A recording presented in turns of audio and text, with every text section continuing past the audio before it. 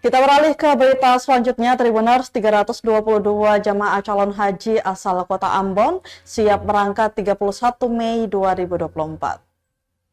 322 jamaah calon haji asal Kota Ambon mengikuti silaturahmi dan pelepasan di Gedung Asari Ambon Selasa 28 Mei 2024.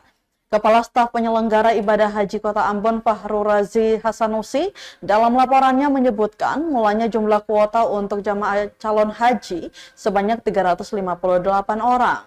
Namun karena ada beberapa kendala yang dialami para calon haji seperti mutasi keluar provinsi maupun terkait proses pelunasan yang belum selesai hingga total yang siap diberangkatkan hanya 322 orang.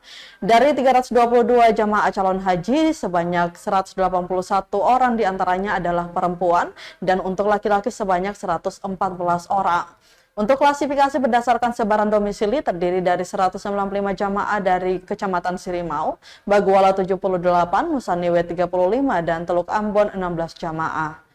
Para jamaah calon haji ini direncanakan bakal berangkat ke Tanah Suci mulai 31 Mei 2024. Diketahui pelepasan jamaah calon haji itu ditandai dengan penyerahan bendera kloter kepada Ketua Kloter 27 dan pemasangan syal.